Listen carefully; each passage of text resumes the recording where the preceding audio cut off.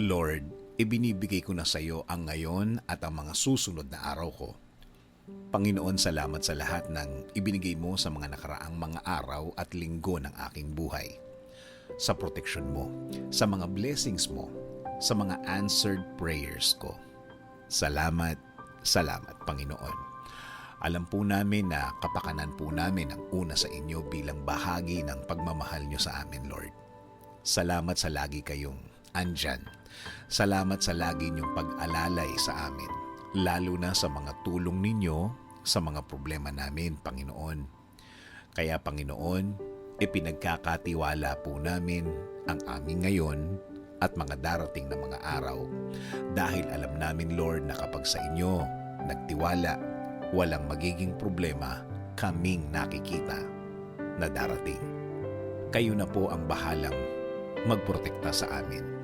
Iiwas niyo po kami, Panginoon, sa mga problemadong sitwasyon at mga problemadong mga tao, Lord.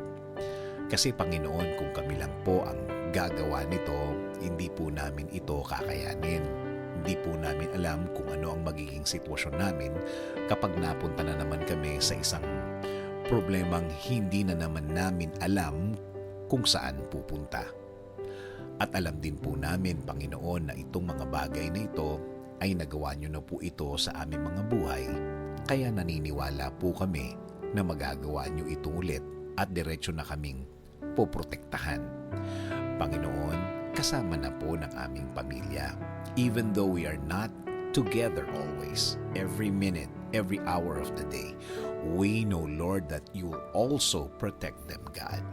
Panginoon, alam po namin na maganda po ang plano ninyo sa aming mga buhay.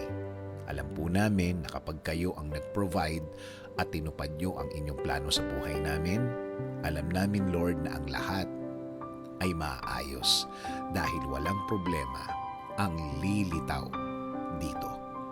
Panginoon, amin din pong ipinagdadasal ang aming bayan.